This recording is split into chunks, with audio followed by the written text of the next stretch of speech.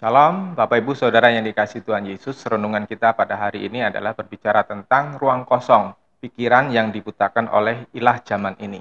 Bapak Ibu Saudara, tidak banyak orang Kristen yang menyadari apa yang sebenarnya ada di dalam benaknya atau pikirannya. Mereka berpikir apa yang mereka pikir, apa yang mereka inginkan adalah sudah benar. Mereka berpikir doktrin atau ajaran yang mereka yakini dan ajarkan adalah benar. Mereka berpikir gaya hidup, cita rasa yang mereka nikmati dari hari ke hari itu sudah wajar sebagai anak-anak Allah. Dalam khotbah ini kita akan belajar mengapa orang lebih tertarik mengikuti jalan yang salah, lebih tertarik mengikuti kemauannya sendiri daripada jalan Tuhan yang benar. Mengapa orang sulit mengikuti jalan Tuhan padahal jelas-jelas sesuai dengan Yohanes pasal 14 ayat yang ke-6, Akulah jalan kebenaran dan hidup, tidak ada seorang pun yang bisa datang kepada Bapa kalau tidak melalui aku. Dan ini kan jelas sekali bahwa Yesus adalah satu-satunya pola yang diingini oleh Bapa untuk kita ikuti. Tetapi banyak orang yang tidak tertarik. Sayang sekali ya. Saudara, kita baca Matius pasal 24 ayat 24-25. Sebab Kristus-Kristus palsu dan nabi-nabi palsu akan muncul dan akan mengadakan tanda-tanda yang besar dan mujizat-mujizat sehingga menyesatkan jika mungkin bahkan mereka yang terpilih. Perhatikanlah aku telah mengatakannya kepadamu sebelumnya. Saudara yang dikasihi Tuhan Yesus, Tuhan sudah mengatakan 2000 tahun yang lalu bahwa ada sebuah gaya hidup di zaman yang terakhir, di zaman kita ini, itu gaya hidup yang membuat orang tidak lagi berpikir kepada Allah, tidak lagi mengutamakan Allah. Mereka hanya berpikir bagaimana menyenangkan dirinya sendiri. Dan dunia ini menyediakan segala sesuatu. Dunia ini mempromosikan supaya apa? Hati kita terpincut bukan kepada Allah tetapi kepada dunia. Dan inilah yang disebut sebagai nabi-nabi palsu. Sistem yang dibikin pada saat ini oleh segala penguasa-penguasa dunia, penguasa-penguasa ekonomi dunia ini, sistem itu membuat orang tidak lagi memikirkan apa yang dikehendaki Allah, tetapi apa yang disenangi oleh manusia. Itulah yang disebut nabi-nabi palsu, ya, memberi jalan yang keliru. Ya, misalnya kehidupan hedonisme, kehidupan yang mewah, kehidupan yang hura-hura, ya, kekayaan harta, kesenangan, kecantikan, popularitas itu menjadi standar-standar umum yang dikejar oleh banyak orang, terutama orang-orang muda. Saudara, yang dimaksud Tuhan di Matius 24 ayat 24 tadi itu berbicara tentang pikiran dan keyakinan yang salah, yang akan melanda banyak orang yang sudah mendapat kesempatan untuk diselamatkan. Mereka yang pernah mendengarkan kabar baik Injil menjelang akhir zaman ini. Zaman atau masa penggenapan Matius 24 ini berkaitan dengan situasi mentalitas manusia yang dinubuatkan di dalam 2 Timotius pasal 3 ayat 1 sampai 8. Yakni manusia tidak lagi mencari kebenaran yang sejati dari Allah, mereka tidak memiliki haus dan lapar akan kebenaran, tetapi mereka menciptakan tatanannya sendiri yang diciptakan menurut pola pikirannya sendiri. Dan tatanan atau standar hidup yang diingini oleh manusia tersebut itu diilhami oleh iblis sebagai ilah zaman ini. Nah, harus disadari bahwa iblis sangat ahli menanam pikiran yang salah tadi ke dalam pikiran manusia. Sayangnya kesalahan kita adalah menganggap remeh kemampuan iblis tadi. Ia telah berpengalaman merayu Adam dan Hawa, manusia yang pertama, sejak jutaan tahun yang lalu. Dalam menyebarkan pengaruh sihirnya, iblis menggunakan orang-orang yang berpengaruh, orang-orang yang pandai. Merekalah yang menjadi corong atau toa iblis untuk menebarkan buah pikirannya kepada manusia. Orang-orang yang dimanfaatkan iblis ini bukan para penjahat kejam atau pencoleng, pelacur, orang-orang yang tidak bermoral. Tapi sebaliknya mereka adalah orang-orang yang terhormat dengan pendidikan yang tinggi atau punya pengaruh di dalam masyarakat yang luas atau beberapa kelompok begitu ya. Mereka memiliki kemampuan dan pengetahuan mengajar, berorasi atau berpidato, menasihati, menjadi guru, dan mereka orang-orang yang terlatih dengan baik. Tetapi mereka tidak mengajarkan kebenaran dari Tuhan, walaupun ajaran yang mereka bagikan itu masih berada di dalam keranda moral atau etika umum. Tetapi mereka sebenarnya nabi-nabi palsu. Tentu nabi-nabi palsu yang saya maksudkan bukan orang yang memakai jubah daster semata-mata ya, seperti gambaran orang zaman kuno. Tetapi dalam konteks sekarang adalah orang-orang yang mampu mempengaruhi orang lain. Nah, orang-orang yang mempunyai kemampuan mempengaruhi orang lain ini, baik kepada satu pribadi maupun ke massa yang besar, antara lain itu ya pendeta atau rohaniawan, politikus, pejabat negara, pemimpin perusahaan, orang tua, guru sekolah, orang yang dianggap senior atau yang dituakan di dalam sebuah masyarakat atau suatu kelompok ya. Maka Alkitab benar-benar mengingatkan di dalam 1 Yohanes pasal 4 ayat yang ke-1. Saudara-saudaraku yang kukasihi, jangan mempercayai setiap roh, melainkan ujilah roh-roh itu untuk mengetahui apakah mereka berasal dari Allah, karena banyak nabi palsu telah datang ke dunia ini. Cara kita menguji sebuah nasihat atau sebuah ajaran atau suatu gelombang mode pergaulan atau standar hidup, ya, saya mau menyarankan demikian ya. Pertama, teliti nasihat atau ajaran tersebut atau suatu standar kehidupan, apakah sesuai dengan ajaran Alkitab secara keseluruhan, secara bulat dan utuh, atau tidak. Dalam hal ini Anda perlu memiliki pengenalan akan firman Tuhan yang baik. Terus yang kedua, lihat bagaimana buah-buahnya. Misalnya dari cara kehidupan si pengajar, atau dampak-dampaknya pada orang yang diajar atau yang dipengaruhinya. Apakah menyebabkan kesuaman di satu sisi, misalnya tidak ada gairah melayani Tuhan lagi, atau tidak ada lagi cinta yang menggelora dalam hati orang-orang yang telah dipengaruhinya tadi, atau hidup hanya berpusatkan pada kesenangan diri sendiri, memuaskan diri sendiri, atau di sisi lain malah menciptakan orang-orang yang mabuk agama, menjadi radikal yang ngawur. Ya.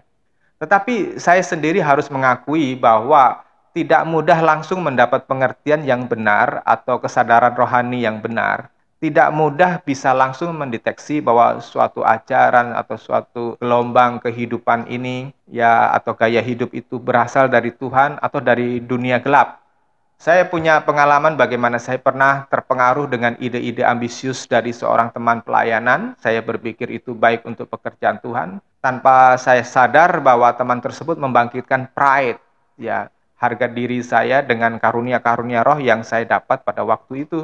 Beberapa lama kemudian setelah saya renungkan benar-benar, akhirnya saya menyadari bahwa teman ini memberi pengaruh yang buruk dan saya mulai mundur dari dia. Beruntung ya, kemudian saya sadar, tetapi beberapa orang yang mengikuti dia nggak mengerti siapa dia dan apa yang dia bangun. Nah, saya melihat orang-orang yang di bawah asuhannya itu membangun karakter yang tidak baik. Saya akui, membedakan roh itu memang tidak mudah dan membutuhkan kedewasaan rohani dan membutuhkan kepekaan tersendiri. Tidak heran di dalam Matius pasal 24 ayat 24, Tuhan itu mengingatkan sekiranya dapat menyesatkan orang pilihan. Saudara, orang pilihan ini berasal dari kata bahasa Yunani, bahasa Alkitab asli, yaitu eklektos.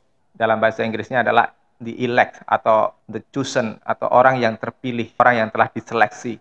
Tentu ini berbicara tentang orang-orang Kristen dari berbagai latar belakang, dari berbagai macam aliran ya. Sehingga perkataan ini membuktikan bahwa orang Kristen bila ia tidak waspada, maka keselamatan yang dijanjikan oleh Tuhan, yang ditawarkan oleh Tuhan itu bisa gagal, bisa tidak dia raih ya, jika ia tersesatkan hidupnya. Iblis sangat ahli menanam pikiran yang salah. Ia telah berpengalaman merayu Adam dan Hawa sejak jutaan tahun yang lalu ya. Di dalam 2 Korintus pasal 4 ayat 3-4, orang-orang yang sampai terpincut kepada apa yang ditawarkan oleh iblis itu, mereka akhirnya menutup hatinya kepada kemungkinan kehendak Allah. Mereka menutup hatinya kepada yang diingini Allah. Saya bacakan ayat 3 dan 4. Bahkan jika Injil kami masih tertutup juga, Injil itu tertutup untuk mereka yang akan binasa. Yang diantaranya, ilah dunia ini telah membutakan pikiran mereka yang tidak percaya sehingga mereka tidak dapat melihat terang kemuliaan Injil Kristus yang adalah gambaran Allah. Orang-orang ini begitu terbutakan pikirannya, mata rohaninya, sehingga mereka tidak bisa lagi melihat apa rencana Allah di dalam Tuhan Yesus, di dalam hati kita. Mereka tidak bisa melihat kemuliaan yang Tuhan sediakan buat kita untuk orang-orang yang mau mengikuti jalan Tuhan. Karena bagi mereka, orang-orang yang telah dibutakan oleh ilah-ilah zaman ini, apa yang diajarkan oleh Alkitab, apa yang diajarkan oleh Tuhan Yesus, itu dianggap sebagai omong kosong, dianggap sebagai kuno, dianggap sebagai tidak ada gunanya. Di 2 Korintus pasal 4 ayat 3 dan 4 tadi memberikan peringatan kepada kita bahwa sekali iblis dibiarkan masuk di dalam pikiran dan perasaan kita, dalam kehendak seseorang, dia akan membangun benteng di sistem pikiran kita. Saudara, kita sudah pernah belajar di dalam pikiran kita ada prefrontal cortex, ada sistem limbik yang ada di dalam otak kita, dan itu iblis bisa menciptakan benteng-benteng yang membuat kita itu sulit untuk menerima atau mengerti firman Tuhan. Ya, coba bandingkan dengan ayat di 2 Korintus 10 ayat yang keempat dan 5. Karena senjata kami dalam perjuangan bukanlah senjata duniawi, melainkan senjata yang diperlengkapi dengan kuasa Allah yang sanggup untuk meruntuhkan benteng-benteng. Kami mematahkan setiap siasat orang dan merubuhkan setiap kubu yang dibangun oleh keangkuhan manusia untuk menentang pengenalan akan Allah. Kami menawan segala pikiran dan menaklukkan kepada Kristus. Saudara, perhatiin tulisan-tulisan yang tadi saya berikan warna yang berbeda, yang ditebalkan, meruntuhkan benteng-benteng. Jadi iblis itu bisa menanam sebuah penghalang, sebuah tembok, sebuah benteng yang membuat kita ini tidak bisa mengerti firman Tuhan. Dan benteng-benteng atau kubu itu dibangun di atas dasar keangkuhan hati kita, hati manusia. Dan ini akan menentang pengenalan akan Allah. Saudara yang dikasih Tuhan Yesus, saudara tidak bereskan benteng atau kubu yang dibangun oleh iblis tadi, saudara akan sulit untuk mengenal firman Tuhan. Dan saya telah melayani banyak orang yang dicengkram pikirannya sehingga mereka tidak lagi bisa berpikir normal, yakni sebagaimana selayaknya seorang Kristen yang sejati berpikir dan menelaah setiap kejadian atau setiap ajaran atau setiap nasihat. Seperti ada selubung yang menutupi pikiran mereka, sehingga walaupun mereka mendengar khotbah saya di ibadah raya atau di kelas pemuritan, tetapi firman itu seperti menguap begitu saja, dan mereka kehilangan kebenaran itu begitu mereka meninggalkan ruangan di mana saya sudah selesai berkhotbah ya. Nah, saya sebut ini sebagai blocking spirit yang membuat benteng menahan firman kebenaran bisa ditangkap oleh orang-orang tersebut, ya orang-orang yang saya ajar. Nah, orang-orang yang saya maksudkan tersebut ada yang pernah melayani Tuhan, ada yang mereka awalnya orang yang baik, tetapi ketika setan menguasai pikiran dan cita rasa, perasaan mereka, hidup mereka menjadi kacau. Saudara, dari tatapan mata orang tersebut, saya berkali-kali mendapat pernyataan dari Roh Kudus tentang kondisi hati mereka. Dan pernyataan itu selalu tepat dengan kenyataan atau bukti atau pengakuan yang bersangkutan kepada saya di kemudian hari, ya. Mereka melakukan dosa-dosa yang bagi saya itu di luar perkiraan saya. Sulit bagi saya untuk menjelaskannya di sini ya, karena ini bukan lagi bicara tentang dimensi kesadaran intelektual yang normal nih. Ini bukan bicara pada dimensi nyata, fisik, tetapi kita menghadapi dunia yang berbeda, yaitu dunia roh dan jiwa yang sangat kompleks. Menurut saya orang-orang yang seperti ini itu setengah dalam pengaruh hipnotis iblis, ya, otaknya dicengkram. Sehingga perasaan rasa bersalah akibat dosa itu menjadi hilang dan kontrol diri itu jadi rusak. Tidak bisa membedakan mana yang benar, mana yang kudus, mana yang najis. Jadi istilah dibutakan oleh ilah dunia atau ilah zaman itu memang benar-benar adanya. Dibutakan dalam bahasa Yunaninya etiflosen, itu artinya to make blind, menjadikan buta. Nah, cara iblis menanam pikiran dalam hati manusia itu menanamkan rasa tertarik kepada sesuatu yang sekedar memuaskan keinginan hati dan mata semata-mata kepada manusia. Di dalam Kejadian pasal 3, kita bisa melihat bagaimana upaya iblis ini membelokkan pikiran Adam dan Hawa sehingga tidak lagi mentaati apa yang diperintahkan oleh Tuhan. Kejadian pasal yang ketiga. Akan tetapi ular itu berkata kepada perempuan itu, "Kamu sama sekali tidak akan mati. Sebab Allah tahu jika kamu memakan buah dari pohon itu, matamu akan terbuka dan kamu akan menjadi seperti Allah, mengetahui tentang yang baik dan yang jahat."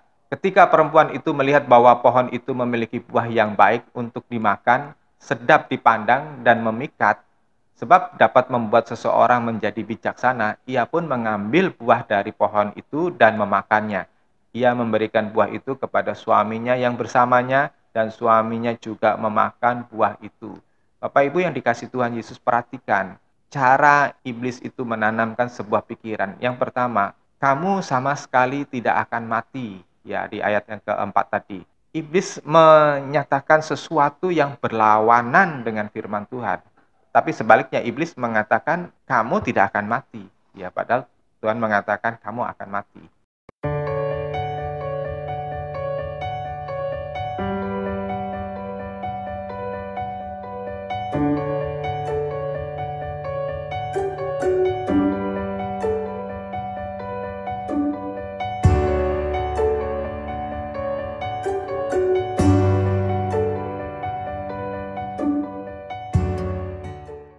Bapak Ibu Saudara yang dikasihi Tuhan Yesus, Kejadian pasal 3 ini bukan sekedar suatu fragmen yang menggambarkan ada sebuah pohon seperti pohon apel atau pohon pir atau pohon mangga dengan buah-buah yang renum yang kelihatan manis. Tetapi ini adalah sebuah kehidupan yang tidak hanya sesaat saja, suatu kehidupan yang berjalan dalam sekian tahun.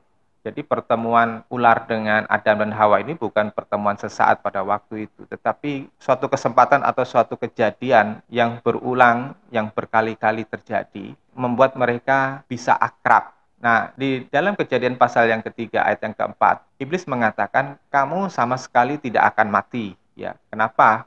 Karena Tuhan mengatakan bahwa kalau kau menyentuh buah itu, dalam arti engkau menyentuh atau engkau menikmati kehidupan yang seperti itu, ya seperti yang tidak diinginkan oleh Tuhan, maka kamu akan mati. Tapi iblis mengubahnya. Kalau engkau menghidupi kehidupan yang seperti itu atau kehidupan yang tidak berkenan kepada Allah, kamu pasti akan jaya, kamu pasti akan hidup terus. Begitu ya. Itu dibalik. Jadi kebiasaan iblis adalah membalik apa yang dikatakan oleh Tuhan. Terus kemudian yang kedua, dengan kita menyentuh apa-apa yang tidak berkenan kepada Tuhan, iblis mengatakan kamu akan menjadi seperti Allah. Jadi iblis itu pandai sekali mengiming-imingi kita bisa naik menyaingi Allah, kita bisa mengkudeta Allah dengan berpikir kalau kita tidak turut kepada perintahnya. Dan ini jahat sekali, saudara. Jadi iblis membuat pikiran Hawa itu kebalik-balik dan dia mulai terpikat dengan pucuk rayu tersebut. Saudara, ketika orang itu mengadopsi pikiran yang seperti itu sama dengan membuat pikirannya kosong, ya tidak ada pertahanan. Nah, pikiran yang kosong ini adalah pikiran yang tidak diisi dengan kebenaran ilahi. Sebaliknya, yang mengisi adalah keinginan dunia. Nah, dalam kondisi seperti ini, orang akan terbuka pertahanannya secara rohani. Dan kesempatan itu dipakai oleh iblis, mempunyai peluang besar untuk masuk dan akhirnya mengendalikan pikiran, perasaan, kehendak, emosi, dan nafsu orang tersebut. Ketika Adam dan Hawa memberikan pikirannya itu kepada pikiran iblis, pikirannya terbuka dan iblis bisa masuk ke situ dan akhirnya melihat bahwa buah itu merupakan lambang kehidupan yang tidak berkenan kepada Allah itu menjadi menarik. Kalau orang itu mempertahankan hatinya tertuju kepada Tuhan, hal-hal yang duniawi itu tidak akan menarik kok. Ya, entahkah itu kekayaan kah, entah itu popularitas kah, entah itu kelimpahan materi kah, entah itu kehidupan yang nyaman kah. Tidak menarik, karena apa? Tuhan itu jauh lebih menarik. Tetapi sebaliknya, orang yang tidak memiliki pikiran ilahi, pikirannya kosong, kehidupan dunia ini, gemerlap dunia ini pasti lebih menarik. Itu yang dikejar oleh banyak orang. Kejadian pasal 3 ayat 4, iblis dengan lihai membalikkan firman Allah dari pernyataan semula dari Tuhan, yaitu jika kamu makan buah itu, kamu akan mati. Lalu iblis putar, jika makan buah itu tidak akan mati. Di sini kelihatan sekali iblis memang benar-benar expert atau handal ya dalam mengelabui, dalam memanipulasi. Jebakannya itu menjadi daya tarik tersendiri. Sayangnya manusia memang suka kepincut oleh iming-iming yang menjanjikan. Seperti orang-orang yang berduit yang terpincut tipuan Indra Kents ya untuk ikut berjudi di situs Binomo ya atau yang terpincut dengan investasi-investasi bodong lainnya. Karena diiming-imingi kaya mendadak tanpa kerja keras. Saya kira orang-orang yang terperangkap di investasi-investasi bodong tadi seperti Binomo atau yang lainnya itu pasti ada orang-orang Kristen. Tetapi mereka mengabaikan firman yang berkata cinta akan uang adalah akar kejahatan. Saya menemukan banyak orang muda yang menyesal karena menyia-nyiakan masa mudanya, menyia-nyiakan uangnya dihambur-hamburkan dengan boros, hanya untuk mengikuti kata hatinya. Akhirnya mereka menyesal. Di ayat yang ke-6, Hawa terpancing oleh jebakan iblis tadi, dan otaknya berhasil diubah, lalu melihat buah itu menjadi menarik. Fakta ini menggambarkan ketika seseorang menerima buah pikiran iblis, maka cara berpikirnya bisa kebalik-balik. Ya, dosa bisa menjadi sangat menarik. Coba Anda jujur ya, berapa banyak orang yang sederhana pada waktu muda atau masih anak-anak yang polos, itu berubah menjadi pria dan wanita yang sombong ketika punya harta banyak. Berapa banyak anak-anak yang dulu manis-manis pada waktu kecil ya, berubah menjadi wanita binal, istri atau suami yang nakal dan suka berselingkuh. Berapa banyak anak muda dari desa yang berangkat ke kota ingin belajar di sekolah Alkitab atau seminari teologia dengan idealisme tinggi ingin melayani Tuhan. Tetapi setelah mengecap enaknya hidup di kota, uang mengalir, penghormatan dari jemaat, itu bisa berubah menjadi pendeta-pendeta yang borjuis, yang sombong, yang serakah. Ya. Kemudian iblis akan memanipulasi cita rasanya, pikirannya, karakternya. Gitu. Cita rasa itu adalah kesukaan, kesenangan, hobi, dan kebiasaan yang sangat disenangi oleh yang bersangkutan. Biasanya cita rasa telah dimanipulasi iblis menjadi alat pemuas jiwa dan alat mencapai kebahagiaan secara duniawi oleh yang bersangkutan. Misalnya yang bersangkutan itu senang dunia gemerlap atau dugem, atau senang dengan lingkungan atau situasi diskotik, nightclub ya. Maka ia akan mencari teman-teman yang memiliki kesenangan yang serupa, senang dugem gitu ya, atau senang bermewah-mewah. Ia akan mencari tempat-tempat yang memfasilitasi kesenangan yang demikian. Karena apa? Di sana ada ajang pamer kecantikan, pamer kemewahan, pamer kehebatan fisik, ya, pamer pesona. Dan di situ mereka bisa mengumbar hawa nafsu seperti kemabukan, narkoba, minum-minuman keras, dan seks bebas tanpa batas, ya. Atau contoh lainnya misalnya tentang karakter ya. Misalnya seseorang tidak sadar memiliki pride yang tinggi. Pride itu adalah kebanggaan, kesombongan, ya, harga diri. Lalu ia menjadi sukses, menjadi seorang yang mempunyai jabatan yang tinggi, pejabat yang tinggi, atau dalam istilah sekarang itu menjadi crazy rich. Ia mulai menganggap rendah orang lain, ia bisa tersinggung jika orang mau mengatur atau mengajari dia. Ia juga sulit tunduk kepada otoritas orang lain. Tanpa sadar, ia membangun kebanggaan pada status sosialnya yang telah dia capai di dalam hatinya. Ya, dia bangun kebanggaan itu dalam hatinya. Contohnya adalah ketika insinyur yang membuat kapal Titanic ya pada awal abad 20 itu, dia berkata bahkan Tuhan tidak bisa menenggelamkan kapal tersebut. Akhirnya apa? Kapal itu dalam perjalanan perdana dari Inggris ke Amerika itu tenggelam di Atlantik Utara karena nabrak gunung es. Saudara, ruang kosong dalam pikiran seseorang itu karena di dalam pikirannya tidak memiliki kebenaran ilahi. Dan ini menjadi celah yang terbuka kepada serangan iblis merasuk pikirannya. Saudara, pernah saya membagikan tentang Yudas Iskariot. Yudas Iskariot di dalam Yohanes pasal yang ke-13 dikatakan bahwa iblis itu membisikkan, dalam terjemahan kita itu iblis itu membisikkan ke dalam hati Yudas Iskariot ya. Membisikkan di sini berasal dari kata bahasa Yunani biblikotos. Artinya sebetulnya adalah menyirami, untuk apa? Membangkitkan. Kenapa hal itu bisa terjadi? Karena Yudas Iskariot dari tahun ke tahun, 3,5 tahun bersama dengan Tuhan Yesus, itu tidak memperhatikan apa yang diajarkan oleh Tuhan. Yudas hanya terpesona dengan kuasa yang dimiliki oleh Tuhan. Dan Yudas berpikir bahwa Yesus ini adalah seseorang yang sakti, yang memiliki potensi menjadi raja lebih besar daripada Daud. Nanti kekaisarannya akan lebih besar daripada kerajaan Roma. Itu yang ada dalam pikiran Yudas. Sehingga dia mempunyai kesempatan untuk memperkaya diri, untuk memiliki popularitas, memiliki jabatan yang tinggi, dihormati oleh bangsanya. Kalau dia bisa menjadi seorang yang ada di samping Tuhan Yesus sebagai kaisar. Nah, cara berpikir yang salah itu membuat dia menjadi serakah.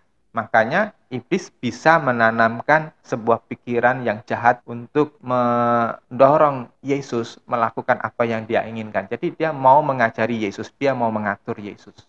Maka saya mengajarkan pentingnya perubahan pola berpikir supaya saudara jangan sampai menjadi orang yang terjebak seperti Yudas. Nah, perubahan pola berpikir ini terutama adalah cara Anda memandang siapa Allah. Terus yang kedua, cara memandang bagaimana hubungan antara kita dengan Allah. Pelajari dengan seksama apa yang terjadi di dalam Matius pasal 12 ayat 43 sampai 45. Ketika roh jahat keluar dari manusia, ia melewati tempat-tempat yang tidak berair untuk mencari tempat istirahat, tetapi tidak menemukannya. Lalu ia berkata, aku akan kembali ke rumahku, tempat aku keluar, dan ketika tiba ia mendapati rumah itu kosong, sudah disapu dan teratur. Kemudian roh jahat itu pergi dan membawa bersamanya 7 roh lainnya yang lebih jahat darinya, dan mereka masuk serta tinggal di sana. Akhirnya keadaan orang itu menjadi jauh lebih buruk daripada sebelumnya. Demikian juga akan terjadi dengan generasi yang jahat ini. Bapak, Ibu, Saudara yang dikasihi Tuhan Yesus, ayat 43, Tuhan Yesus berkata, orang yang datang kepada Tuhan dapat mengalami kelepasan ketika dilayani pelepasan, dibebaskan dari cengkeraman roh jahat yang menguasai secara fisik, dan roh jahat itu bisa terusir keluar. Tetapi di ayat tersebut itu jelas sekali bahwa roh jahat itu tidak akan tinggal diam di luar manusia. Dia akan berusaha keras untuk kembali kepada manusia, berusaha keras menguasai kembali manusia. Nah, di ayat 44 itu terbukti orang yang telah dilayani pelepasan, orang yang sudah bebas dari cengkraman secara fisik dari si jahat tadi itu ternyata tidak menjaga hatinya, hatinya dibiarkan kosong meskipun hidupnya mungkin sudah berubah, lebih teratur, lebih agamawi. Di situ dikatakan sudah tersapu, sudah teratur ya. Mungkin dia memiliki cara hidup yang lebih sopan, yang lebih wajar secara masyarakat. Misalnya kalau dulu dia pemabuk, mungkin sekarang sudah tidak mabuk lagi. Dulu narkoba, sekarang sudah tidak narkoba. Dulu mungkin dia seks bebas, sekarang mungkin dia sudah menikah baik-baik, begitu ya. Namun orang-orang seperti ini tidak menjaga pikirannya dengan kebenaran yang sejati, yaitu firman yang berasal dari Allah. Mereka orang-orang yang mengikuti cara berpikir dunia. Mereka mengisinya dengan kesenangan-kesenangan dunia. Mereka berpikir bisa menjalani hidupnya semaunya sendiri. Artinya mengatur hidupnya dengan ambisi-ambisi yang dibangun dari keangkuhan hidup, dari harga diri, dari gengsi, kesenangan mata, dan sebagainya. Orang-orang ini tidak mengisinya dengan belajar firman Tuhan yang benar dengan sungguh-sungguh. Artinya dia tidak memiliki logos yang murni dalam hatinya. Dan orang-orang yang seperti ini tidak memiliki dasar yang kuat, yang seperti di dalam Matius pasal yang ke-7 itu dasar di atas batu karang. Sehingga apa? Karena tidak memiliki logos atau dasar yang kuat atau firman Tuhan, maka Roh Kudus tidak memiliki bahan baku yang seharusnya sudah ada di dalam diri kita, dalam hati kita, untuk menumbuhkan sebuah rema atau pengertian ketika kita menghadapi kejadian-kejadian yang kita hadapi sehari-hari. Ya, misalnya begini, karena kita tidak memiliki logos tentang pengampunan, belas kasihan, pengendalian diri, penguasaan diri. Ketika kita menghadapi seseorang yang mencelakai kita, seseorang yang menyakiti hati kita, Roh Kudus tidak bisa menumbuhkan pengampunan dalam diri kita. Roh Kudus tidak bisa membangkitkan satu pengertian untuk kita bisa menguasai diri, tidak dendam kepada orang tersebut. Saudara, orang yang tidak memiliki logos, ia tidak akan memiliki pengertian yang benar tentang hidup ini.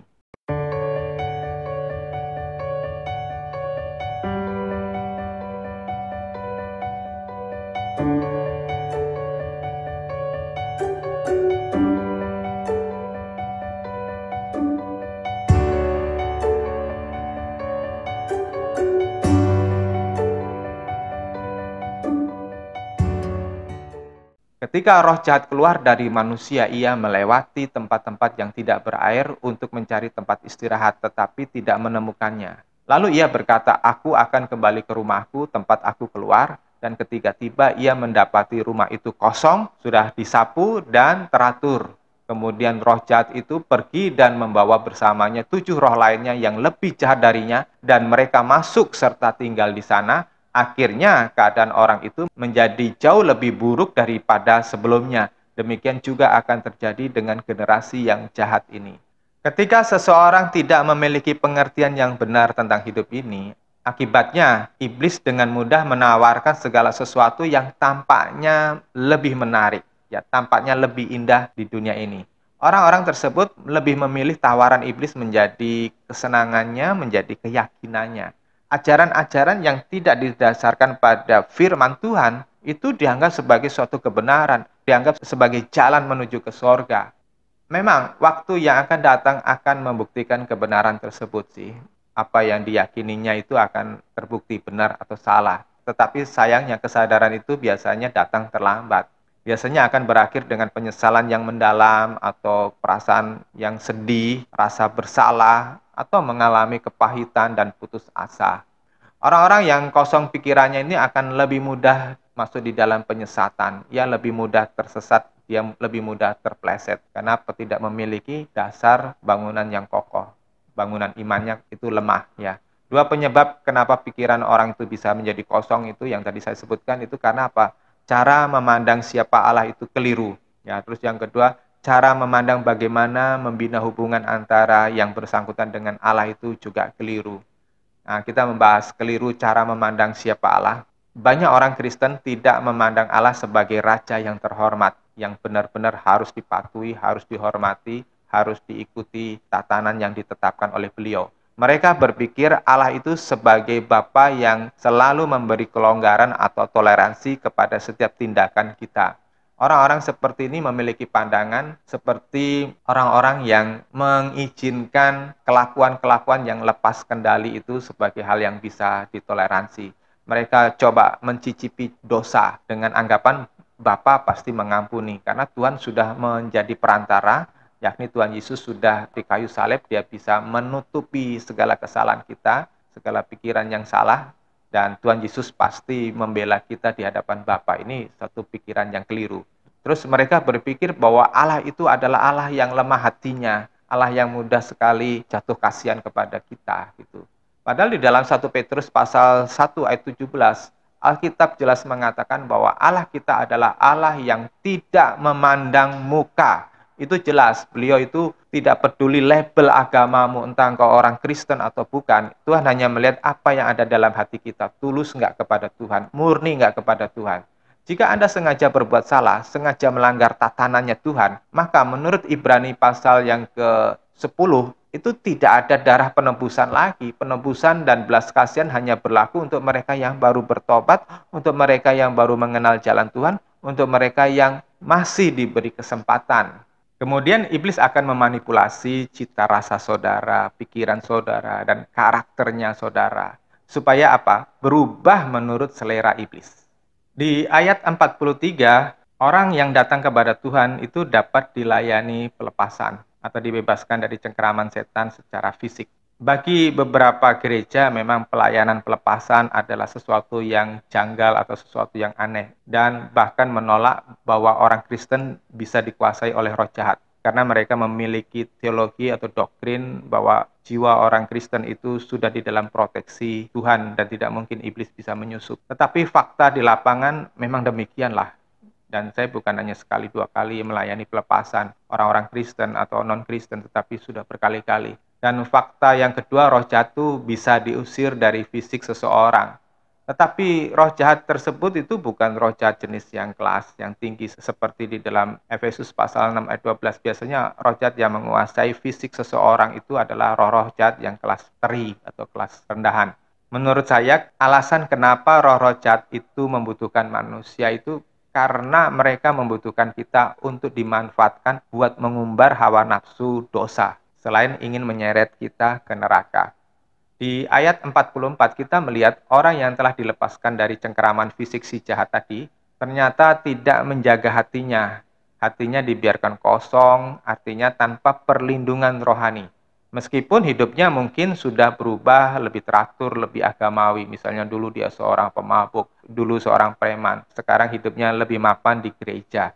Namun orang-orang seperti ini tidak menjaga pikirannya dengan kebenaran sejati. Ia tidak mengisinya dengan belajar firman Tuhan dengan sungguh-sungguh. Ia tidak memiliki logos dalam hatinya. Jika ia tidak pernah menanam logos atau firman tertulis di dalam hatinya secara benar, ia akan disesatkan oleh suatu ajaran yang menolak Injil sejati. Orang tersebut tidak bisa memiliki pengertian yang benar ketika suatu peristiwa atau suatu kejadian berlangsung di dalam hidupnya. Pikirannya tetap tumpul walaupun mungkin ada nasihat-nasihat yang diberikan. Misalnya, seorang gadis yang sudah terlanjur jatuh cinta kepada seorang pria, biasanya gadis semacam itu tidak lagi memandang karakter, kebiasaan, kepercayaan, atau masa lalu si pacarnya tadi. Yang dipikirnya hanyalah segera bisa mendapatkan buah hatinya di dalam pernikahan yang resmi. Dia pikir dia akan bahagia bersama pria tersebut, walaupun orang tuanya atau pendeta mengingatkan kepada dia untuk tidak melanggengkan hubungan tersebut. Ya, ujung-ujungnya gadis itu akan meninggalkan Tuhan Yesus sekalipun. Ya, seringkali wanita-wanita tersebut akhirnya menyesal di kemudian hari, ya setelah sari cintanya habis oleh pergumulan hidup. Dia baru sadar ternyata hidup pernikahan tidak seindah yang dibayangkan. Ternyata pria idamannya itu menjadi pria yang mengecewakan, mungkin kasar, mungkin suka berjudi, cuek, pemalas, tidak suka kerja, pasif, ya hanya menggantungkan diri kepada orang tua atau bahkan kepada si wanita tadi. Nah, banyak wanita-wanita yang kalap cinta tadi ya, jadi stres dan gila akhirnya. Jadi kejadian pasal yang ketiga ayat yang keempat sampai 6 kita menyaksikan bahwa iblis selalu menawarkan sesuatu yang tampaknya lebih menarik, lebih membahagiakan walaupun ujungnya maut ya.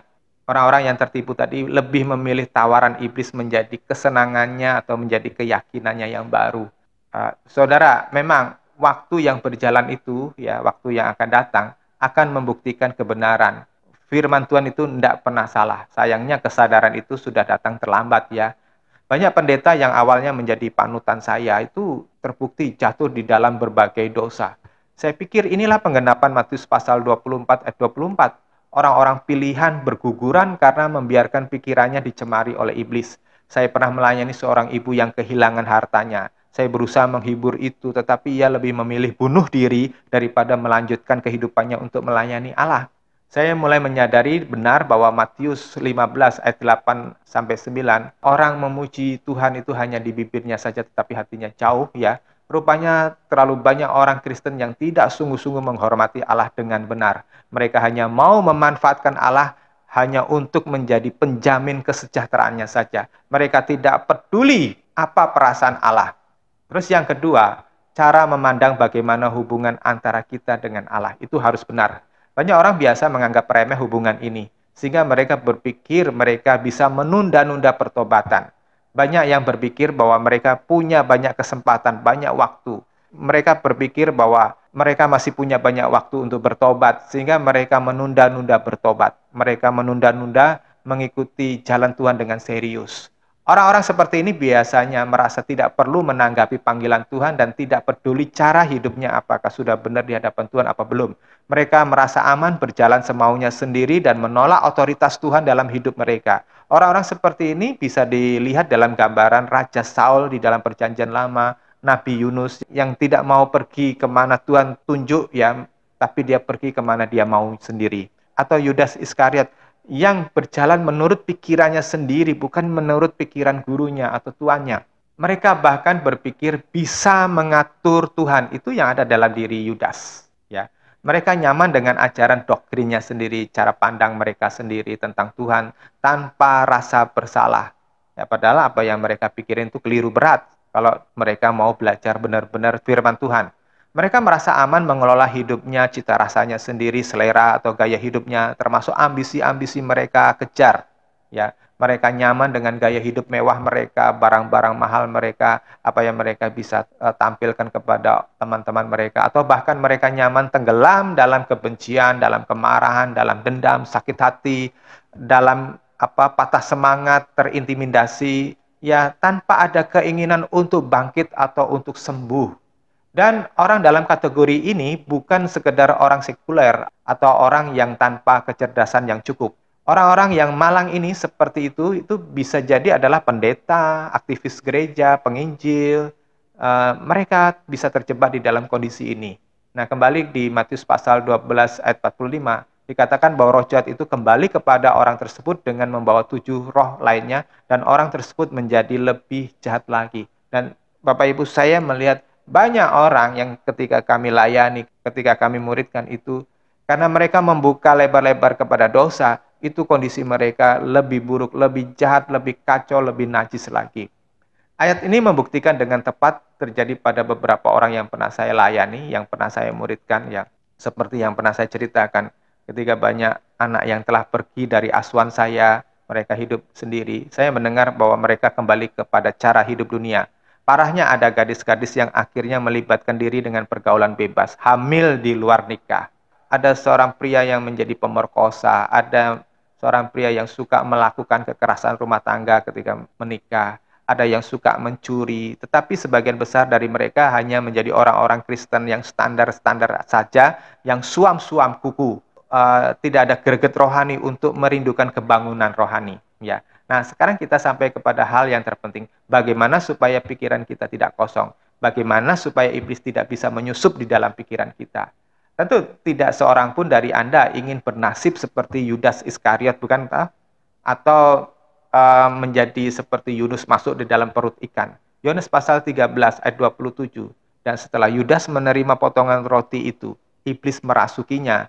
Karena itu Yesus berkata kepadanya, apa yang akan kau perbuat, lakukanlah segera. Saudara, Yohanes pasal 13 ayat 27, ketika si Yudas membiarkan dirinya terbuka kepada pikiran iblis, ketika Yudas membiarkan dirinya diarahkan oleh iblis, Yesus tidak berusaha untuk menghalanginya. Yesus tidak berusaha untuk menariknya kembali. Bahkan karena Yudas mengambil keputusannya sendiri, Tuhan berkata, apa yang akan kau perbuat, lakukanlah dengan segera. Nah, di sini kita bisa melihat kuncinya adalah cara berpikir Anda harus berubah dari berpikir duniawi yang terikat dengan kesenangan duniawi, lantas Anda ganti dengan pikiran Kristus. Filipi pasal yang kedua ayat ke-5, miliki pikiran dan perasaan Tuhan Yesus. Ini sama saja Anda meninggalkan pelataran dalam ilustrasi bait Allah yang saya bagikan, lalu masuk ke ruang kudus, di mana di situ Anda bisa menyembah Tuhan dengan tulus, dengan murni.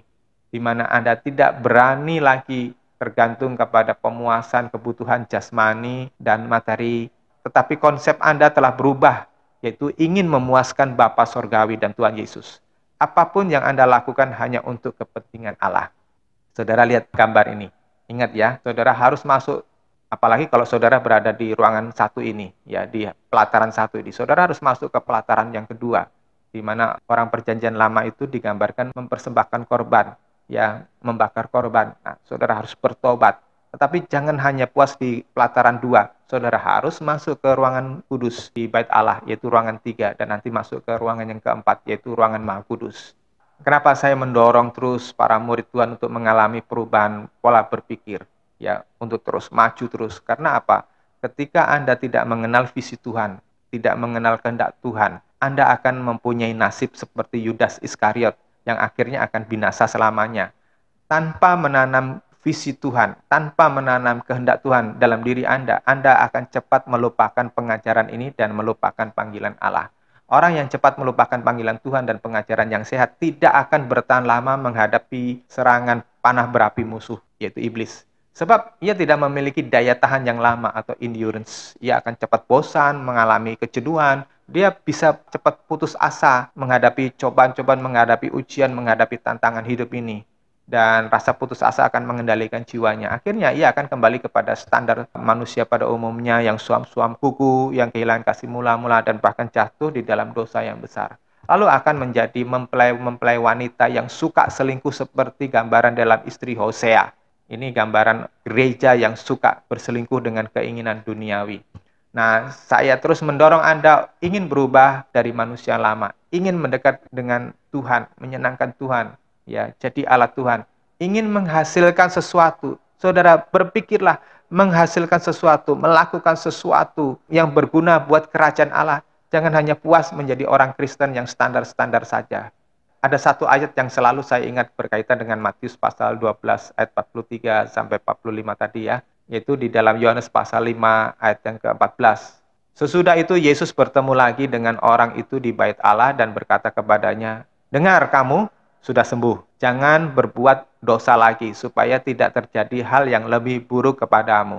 Saudara, ini Tuhan baru saja menyembuhkan seseorang ya yang sudah lama sakit gitu. Tuhan mengingatkan jangan berbuat dosa lagi supaya tidak terjadi hal yang lebih buruk kepadamu. Jadi orang ini mungkin sakit karena suatu kesalahan atau dosa yang dia lakukan pada masa lalu. Dan Tuhan mengingatkan iblis itu mengintip-ngintip untuk mencari kesempatan merebut dia kembali.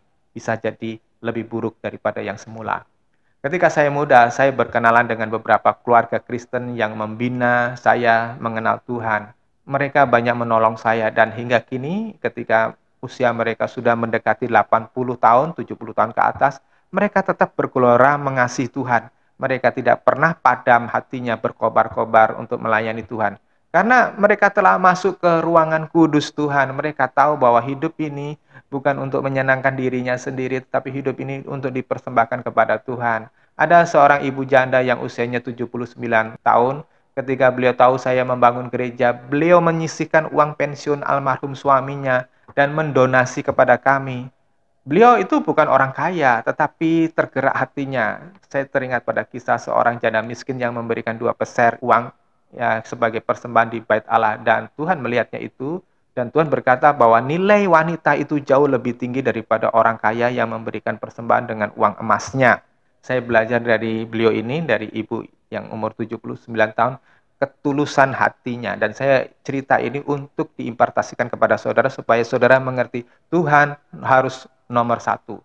Saya mempunyai teman yang menjadi pejabat di suatu perusahaan yang besar. Saya tahu hatinya benar-benar diberikan kepada Tuhan. Dia bekerja keras siang dan malam. Dan uangnya itu bukan untuk kesenangan diri, untuk memperkaya diri sendiri. Dia gunakan uangnya itu untuk menolong hamba-hamba Tuhan. Dia menggunakan uang ini untuk menolong penginjil-penginjil di daerah. Ia memikirkan generasi yang akan datang. Ia memikirkan bagaimana mengajari guru-guru sekolah minggu memiliki kualitas rohani yang bagus supaya bisa mengajar anak-anaknya dengan benar. Ia keluarkan banyak uang untuk menolong orang. Ya, saya tahu itu ya. Nah, saudara-saudara, di persekutuan ini pun saudara tahu kehidupan saya bukan. Saya bekerja keras mencukupi kebutuhan rumah tangga saya, dan untuk pelayanan ini saya membagi waktu antara bekerja dan melayani tanpa saya merasa lelah atau merasa capek. Saya tidak pernah mengeluh tidak mendapatkan uang dari pelayanan ini. Ya, sebaliknya apa yang saya dapat dari pekerjaan saya sebagian besar untuk kepentingan Tuhan dan pelayanan ini.